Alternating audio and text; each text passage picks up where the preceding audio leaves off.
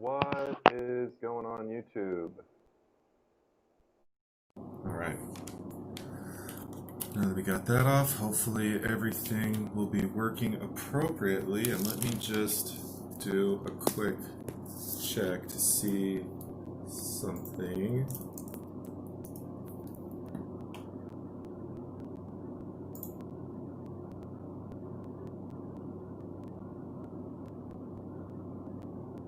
Okay. Just wanted to see. I'll tell you later. Nobody's gonna know what I'm talking about, but has to do with. I'll tell you later. I just wanted to make sure that wasn't giving anything away by the background. Inspired John. You know, there's not a lot of people, Mr. John, that I would do a. And let me make sure my window's closed here. Yep. There's not a lot of people that I'd be willing to do a podcast for individually, or not, you know, a video, a vlog. I don't even know what they call it these days, you know. But I would do a show just for you, John. 'Cause you're a funny guy. And you know, I've been kind of watching your videos here and there. In fact, maybe we'll give Inspired John a quick shout out. I could just give a shout out to everyone who has a channel that comes by. I don't even know, 1.22. Wow, you got so many subscribers that your number gets even smaller.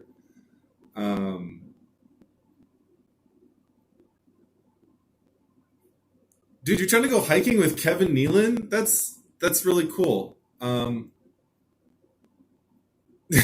Stop. I look. It doesn't take very long to get to know enough people on YouTube that you couldn't possibly watch everyone's content, right? So, you know, say I have like, let's say like I had a huge amount of free. I mean, I work 10 hours a day. I got to sleep at least like 7 hours a day. So that's 17 hours. Plus it's like half an hour to work and back. So that's another hour. So that's 18 hours.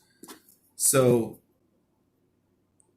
aside from all the stuff that you have to kind of do in your life, like shower and buy groceries and whatnot, on average on a working day, I have 6 free hours a day. Okay. So 6 times 5 is 30. Let's see. On the weekends, I guess if I committed all my waking time, if I had nothing to do with my free time but watch YouTube, is what I'm trying to say. So if I'm sleeping 7 hours on the weekend out of a 24-hour day, that's leaving, oh Christ, 17? Yeah, 17 hours left, I guess. 17 is 24. I never like sevens. Multiplication, subtraction, addition, sevens are, yeah. Because the free time is what you're saying? Who's to say I wouldn't want to spend free time with my kids? Okay, so 17 hours a day on the weekends, which is, I can't imagine watching YouTube every waking hour on the weekends. 34. Wow, that's actually really impressive. So if I didn't work every weekend and every spare minute of my free time that wasn't at work or asleep, if I watch YouTube, I could watch 64 hours of YouTube a week, which is a lot. What's 64 times 52? That's 3,328 hours of YouTube a year. I don't even know if I could be a normal person after watching 3,000 hours of YouTube. Crap breaks randomly. You need to be free for a kid.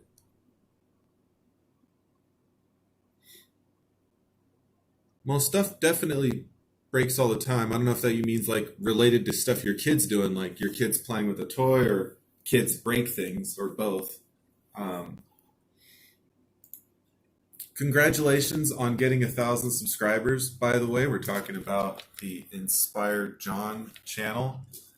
He lives, you know, for someone that I've talked to on YouTube for a while, I really have so little background on so many of the people that I interact with. And I guess it's not like, interesting. I mean, ideally, ideally, a parent could be there for their child many, many times during the day.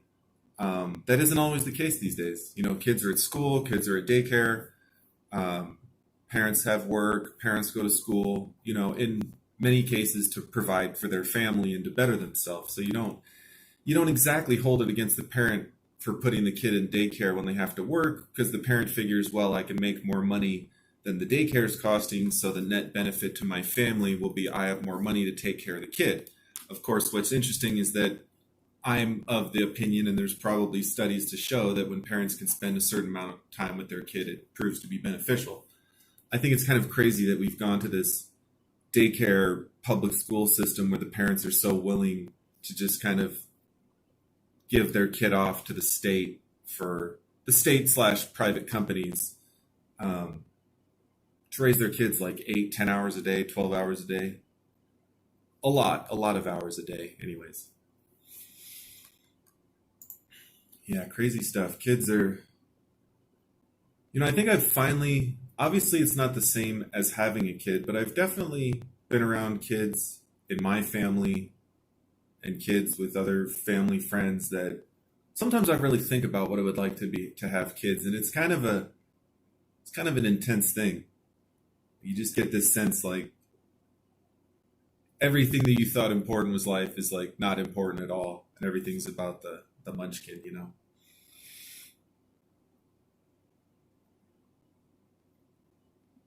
I know. And of course, with these kids not being able to go to school right now, then all these kids are at home. And I mean, it's, yeah, it would be great to do some kind of documentary. And I'm not the person to do it. It'd be hard to get kids from a different area, but it'd be great to do a documentary where you're interviewing kids from like, I don't know, you don't want to like get them worried about TV when they're too young. Say like 10 to like 16 or something, or maybe like 12 to 17, it's several years, and do a documentary on like what it was like to be home, what it was like to do the online school, what it was like being separated from your friends, what their perspective is on this, because it's going to shape them, I think, a lot more than it's going to shape us. For most adults, we've been through several crises. There's the Y2K crisis, the there's like, go back a little further, after Vietnam ended, we sort of had the Cold War thing for a while. And then, the Iran-Iraq war, or the Gulf War, Iran-Iraq, Gulf War, all these wars. What's up, Justin Time? What's up, Will? And then Y2K stuff, then 9/11 stuff, and then, the crash and all sorts of bird flu, pig flu, dinosaur flu, million types of flus. Like, I don't even know if I counted all the crises that I've been through that, the government's going to stop, the world's going to collapse, it's going to be World War III. It's several. So maybe that's why I finally turned into a prepper. I'm like, well, you watch enough news and you're old, you stick around this earth long enough, at some point you're going to be around when a lot of people are saying, oh, it's all screwed up. We're all doomed. The time is coming. And even a lot of people that I watch somewhat regularly on YouTube. By the way, John, I love that day in history stuff.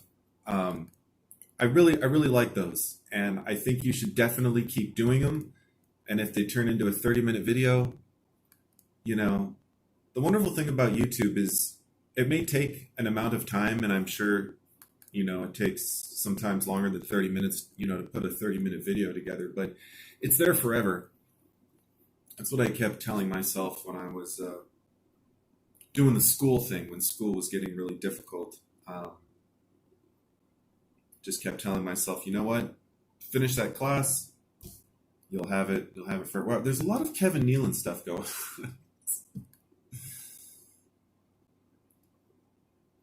Yeah, this channel, John, I don't know where you're going with this channel, man, but we got evening shows, we got pictures of beer, we got this adult Pictionary business, we have these adult-themed thumbnails. John, your channel is, you're going to like this rated R business, and I don't know, that kid-friendly button's got to be no on a lot of these videos.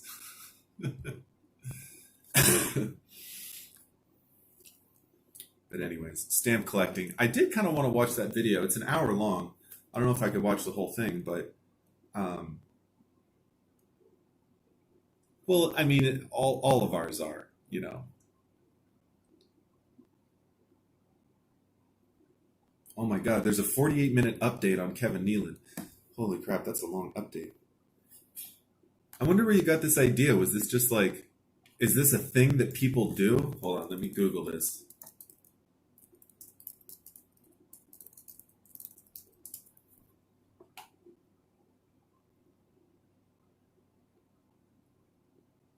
Oh, so it's something these stars are doing. Interesting.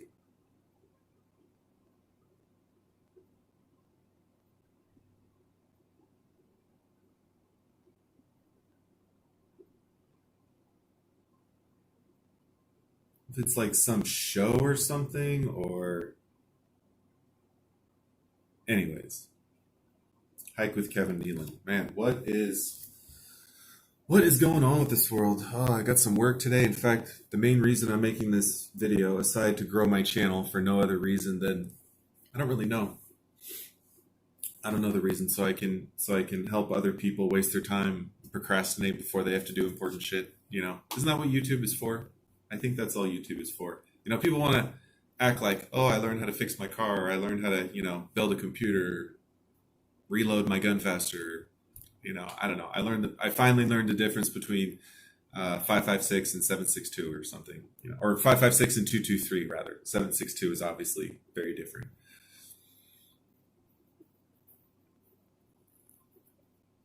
Yeah, I mean, and look, your channel is whatever you want it, right? That's why I still shoot from a cell phone. I still don't use a professional mic. I still don't use professional editing software. Um, my tripod, I think, cost $1 from China. I'll show you this tripod setup. It's super sweet. Um, so it's got these little legs, and they're actually somewhat useful. I'm sure if you bent them too many times, they wouldn't work. But it's got this thing, and it's got this little goober, so it sort of holds the camera nicely. So 99-cent tripod, um, very cheap equipment, and it's funny,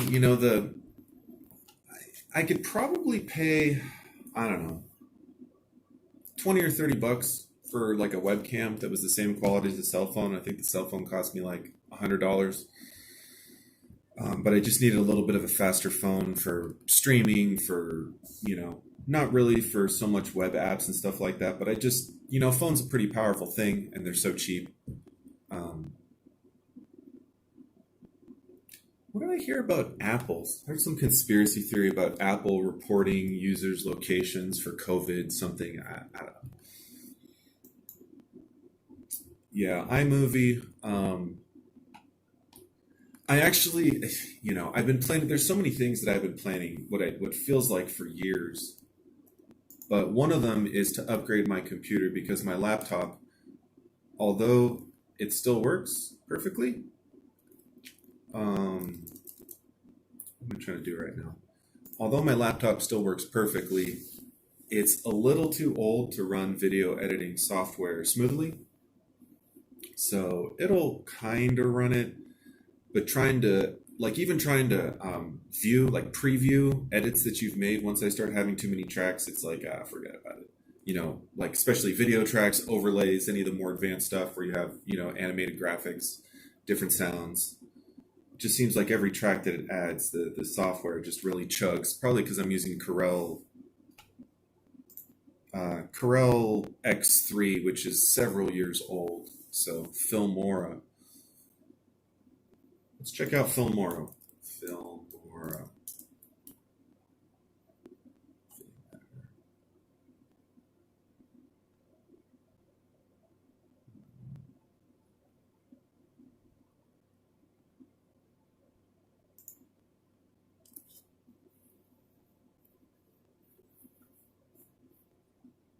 Wow, look at these people. They look so. That's the YouTube generation. I love how he has this like old school camera. Like, really, dude, what are you gonna do with that camera? You gonna go develop some film? Really? Cute little mechanical camera. No, that's just to get girls. That's the only reason he has that camera. Be like, oh, I see you have a old camera, and be like, yeah, I'm super into photography. Get out of here. Get out of here, poser.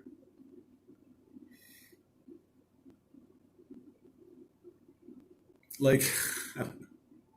It's all good, inspired. Yes, I will have to check that out, Mr. Will. Oh, so we have actually a couple things that we can talk about during this video. It's not just random, boring stuff in my life, which is quite random and boring right now. But let's see if I can do this without.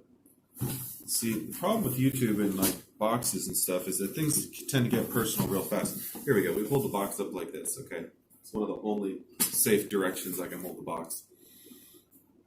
So we got a box from our friend, Die Bullfrog 79, I think. I always forget that last part. Many of us know him by another name, but we'll just say Die Bullfrog for now. Sent me a magical, some sort of spaceship. I don't know. I think looks like that new Starship, right? Pretty sure. Same thing. So sent me this very nice coffee boiling device to boil water and such and pour it. And you can tell when the water is boiling because of this little bubble in here. There's a handle and some sort of... So thank you, Uncle Al. In fact, I don't think I've even emailed him and let him know that I received this. I really should do that right now before I forget. So we have that. But we also got from work, from one of my coworkers, I'm convinced that buying stuff at work. Oh, it's all right, John. Do the thing. I have poop water issues too. Hopefully yours are resolved by a pump and a tube. Mine are slightly more complicated. But we have this amazing crock pot. Look at this thing, right? This thing is huge. So this, I don't even know how I'm gonna show this thing right now. But this is a, oh Christ,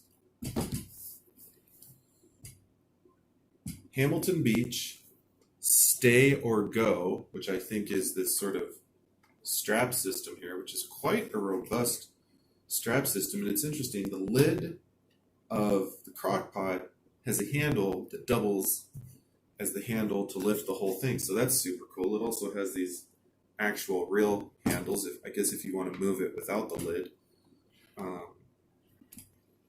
It's electric. It has some programs, and something that it's really cool is it has this probe for meat, which is something I didn't even know crock pots like came with, right? But it does, or did, or has one included, and it's like halfway off the table here. I'm trying not to.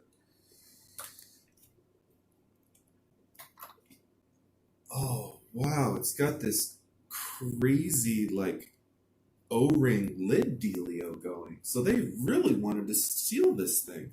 Because if it was my old crock pot, I don't know if I still have it, but it was just the lid. It didn't have this seal. It's really interesting. It's got this probe. It has a meat probe. So I can put the probe in the meat and know exactly the temperature of the meat. $15. Well, I paid him 20 because I blame him as much as myself. Granted, if you ever go pay for something cash, you better have the right change, because people are annoying and do things like don't bring change when you're about to buy something. It's like, did you know, one, that I was about to buy something, and two, that it wasn't in a division of 20s? You know, like if you're selling something for like $17 and the guy's like, hey, I got a 20, do you have any ones? And you're like, no. Like, you were selling it for $17. Like, what did you... Not everyone always has the time or energy or, whatever to go get change. I'm just saying. If you're going to sell something, have some damn change. So, haven't used it yet. Super excited. I have some chicken and stuff in the oven that I plan on using. So, we are going to do that. Damn. Trying to email Uncle Al from my wrong email address is not happening. So what else is going on, man? I see people. I mean, there's a lot of crazy stuff in the world. I definitely don't try not to get too wrapped up in it in general. Um,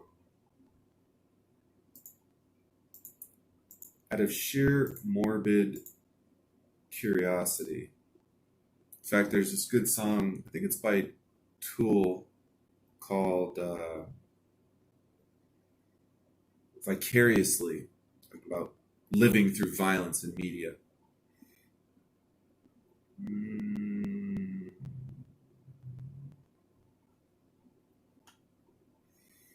120,000 dead in 4 months. It's not an insignificant amount of people.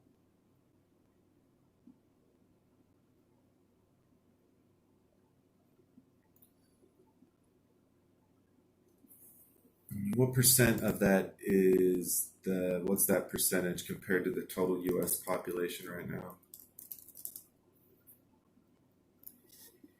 328.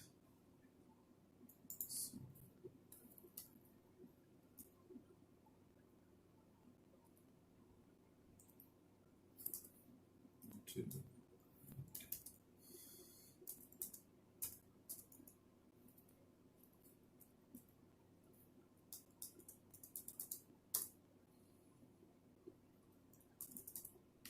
0.365%. Wow, so that is means a third of a percent. Even 1% is a lot for several months. But I guess it depends what the population growth is too, and how many people die per year in the US anyways.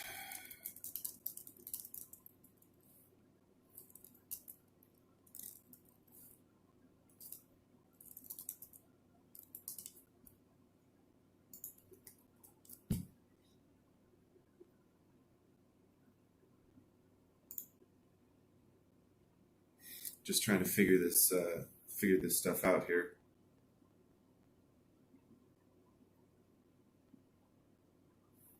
It says 2,800,000 deaths.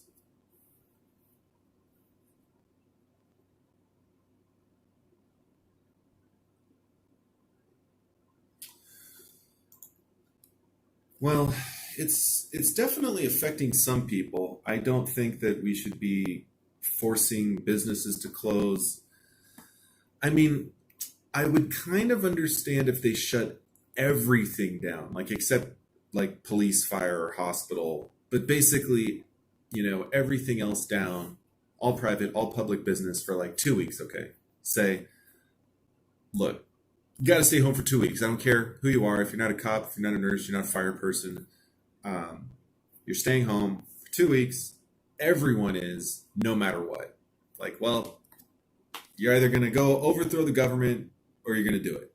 Okay? You don't really have, there's not a lot of, that's why I think people that, are always talking crazy about, oh, it's going to be a civil war, it's going to be a revolution. Like, realize it was a lot different back then when there was only a few million people that were fighting.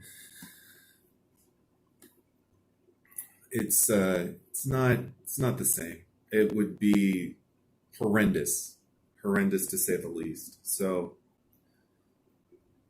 the point I'm trying to make is that if it was just for a fixed amount of time, a short, even if it was like 4 weeks or 6 weeks, but not like as long as we feel like, I think it would be a little more palatable. But this whole like, well, and I don't even think it's about the numbers. I don't think it's about the graph. I don't think it is where we are on the curve. They're going to milk this for as long as they can. Who knows why? I don't know why. Are they trying to destroy the economy so Trump doesn't get reelected? I mean, that's like a very obvious sort of low-level conspiracy. Like, that's not really a stretch. You make the current president look bad so his ratings go down so that you can put in the next person. Okay? Not very tricky. Very common tactic. Now, whether or not you believe someone would release a virus knowing that it would be a good reason to, or they think it's a good reason to close down the economy. Whether or not someone went to that level, or some group or organization or dark, hidden deep state, whatever, that's sort of a whole different, was it man-made? Was the release an accident? Stuff like that. Is it a combination of AIDS and pandemic, flu, whatever? Is it some weird concoction? I don't really get into that too much. I just try to focus on how it affects my life. Look, wearing the mask at work, I'm lucky to be working in an essential industry. I'm very lucky, even though the job is exhausting all the time, and I just barely caught up on sleep this weekend, and I'm about to actually jump in the shower and head out. But think about how it affects your life, okay? Don't worry about conspiracy this, conspiracy that. How does it affect my life?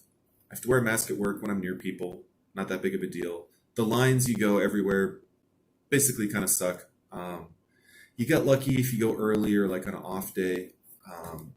I went to the supermarket near my house the other day, and because it's kind of off the freeway and off the main roads, it's a relatively big market, but it's not really packed with people because there's only kind of so many people in the community that use it. It would, if it was on a different street, a block this way, that way, north, south, maybe it'd be like twice as busy, right? But it's sort of hidden in this residential area. So people, unless you drove by it because you lived around there, you wouldn't really stop there. So the lines are a little worse. I'm personally not seeing huge shortages in food. I mean, I was in the beginning, like you go to Walmart and you kind of see, I don't know, all the canned vegetables are gone, right? But then you think about it, the canned vegetable section, for how many people shop at Walmart, is relatively small. So if Walmart's a store that can support the amount of people as like a Home Depot maybe, but then it has a grocery area the size of like, it's not that big usually, the grocery area. Even if the aisles seem kind of big, they don't have that big of a quantity of food. So if everyone goes in there and decides they want 4 cans of corn, it doesn't take very long for them to completely run out of corn because they really didn't have that much corn compared to how many people are. I don't know. What I'm trying to say is you're going to have like 8 times as many people going to a regular supermarket going to a Walmart. So when people are treating Walmart like a supermarket, hand sanitizer, toilet paper, probably, Mark, but I'm not personally aware of it. I'd have to like look at a map where all the looting was, and it's not something like, it might be public record, right? But then you would kind of have to go and like look at every single police report about looting, and they're not necessarily easy to like search if you're just some random person off the street. So it's possible within a mile or so. I know that I was in several curfew areas of Los Angeles. So yeah, not within my block or a couple blocks, but definitely within a few miles, I think, yes. There's a police station like 5 minutes from my house north, probably a couple. So LA doesn't play those games like Seattle does. You are not closing down a Los Angeles station. Would not try it. Would not try it. I don't think there's any Antifa listening to this video, but if they did, I would say, please don't ruin your life trying to do that. Not a good idea. Go out on the sidewalk, hold a sign, dress however you want to dress. Don't try to take over anything with force these days. Not a great idea. If anything, go have a coffee with the police officers. They got that like sit down and have a coffee. Some precincts do. I don't think all precincts do, but that would be the way, voice your concerns. Hey man, stop being so rough with people, or worse.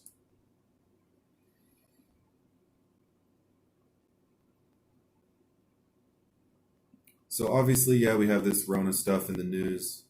I'm only sort of semi-concerned with the news. It's not something I hinge my life on, but can't take this call. Oh. Sorry. It's just good to kind of have an idea what the overall feeling of the country is. What about you, Mark? Was there any looting or vandalism stuff? I mean, I saw a few places with boards up on the windows. There were obviously some riots and discontent in Los Angeles, but the thing is, that type of stuff is usually very short-lived. Doesn't last, right? This thing in Seattle, the police are trading space for barriers. Like I don't know. I don't know how that's even. It's like unbelievable to. I mean, it is Seattle, but even then, even the fact that it's Seattle, um,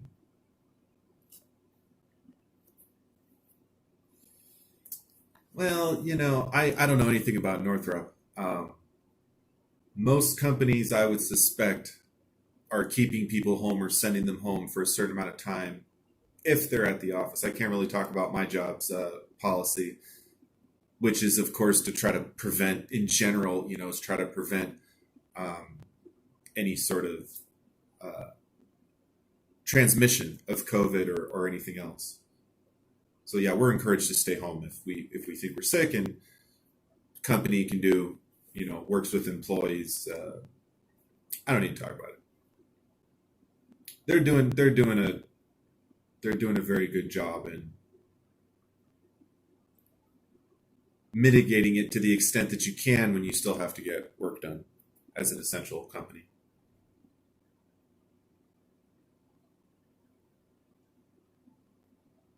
Another shooting in the Chop. Interesting. Oh my gosh. I'm on Breitbart now. Two men shot dead at a legal quarantine rave. Underground parties can be dangerous. My cousin got shot in a club once. Must have been a seedy ass club. So yeah, prepping wise, let's talk. Maybe I'll talk a little bit about the house, and we'll talk a little bit about prepping. The house is FUBAR still. I mean, nothing really additional has gone wrong, but anyways, got to deal with some house stuff. Um, Prepping wise, I'm working on a compost pile in my recycle bin. So far, it is like some weeds, some branches, a little bit of cardboard, a little bit of dirt. Um, Mostly that's it.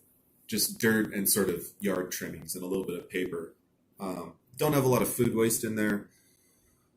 Not too worried. I don't really make a lot of food waste at the house. So because it tends to take a little longer to break down, I'm not too worried about that at this point. But if I get to where I'm still trying to kind of plan stuff at the house, right? So I got a backyard, a little bit of backyard area, a little bit of front yard area. The car kind of parks in the front patio, so that makes it a little difficult to plan what I might do there. There is street parking, but it's just always full, and the way people drive in my neighborhood, uh, my car would get sideswiped. It's like a thing down here. Like people, um, I don't know. I don't know, Mark. But the regular toilet hasn't backed up, and my regular shower and my regular sink in the house have not backed up. So I think if you look, Mark, I don't know if you saw it, but I climb under the house a couple of videos ago. I'll tell you the name of the video, but I think I kind of figured out what the deal was. It was the pipe that went sideways.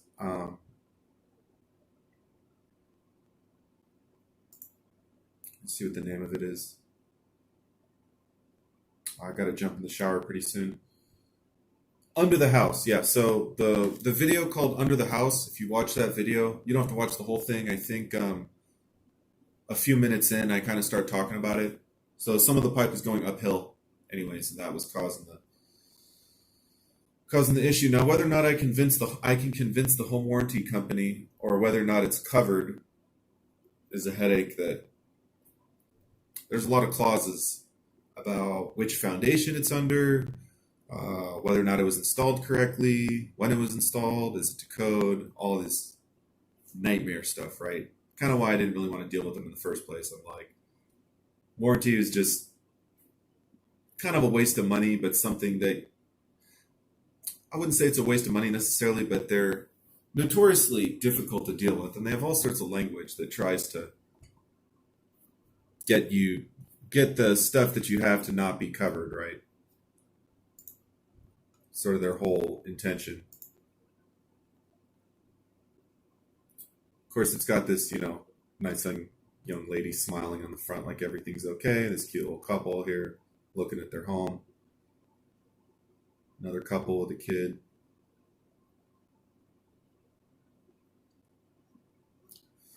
So anyways, there's that stuff. Prepping wise, let's see. The compost project is going kind of slowly, but compost does go a little bit slowly. I transferred some dirt. The roof's pretty solid. It's not an original roof. Gosh, Mark, I could send you the property inspection if you really, you really want the whole shebang. The roof's a few years old. If I looked, I don't feel like looking at the property inspection right now, but I'm sure it says maybe roughly how old they think the roof is. The biggest problem I think I have is that it's all cement around the house. So the drainage is not really excellent because I think they kind of did it at different times and it settled at different areas. So there was some drainage issues by the front of the garage door. And then they put in all this hokey cement like all over the place back there to try to raise the level up. Of course, the water's still there, so the water has to go somewhere. If I thought it was worth it, I would tear out every inch of concrete, put in all new concrete, sloped to drains with clean outs and French drains and all this crazy shit. But it's just not really worth it. The big thing that I really want to do to the house aside from like updates, right? Fixtures and kitchen. Let me get some water real quick.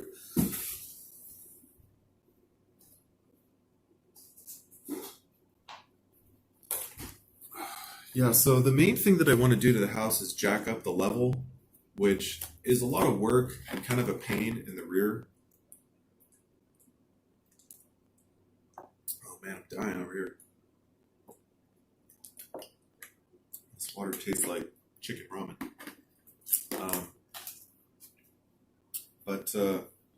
Yeah, so the whole house slopes a little bit to the back, and I think it's because they removed one footing and some leakage and maybe water from the back of the house seeping in. Of course, the problem is it's stucco around the perimeter, so you got to break out all that. That's not really related, I guess, to the prepping that much. It's related kind of to the condition of the house, but a little bit of engineering rework under the house is going to happen too. Some structural, some shear stuff to stop the walls doing that around the perimeter. Yeah, but it's only a one-story house, so it's not that huge. It's got a lot of footings and a big foundation that's raised, so it's a fairly simple thing as far as the forces on it. There's not a lot of huge forces. Yeah, well, thanks, Mark. It's not all it's cracked up to be. Just put it like that.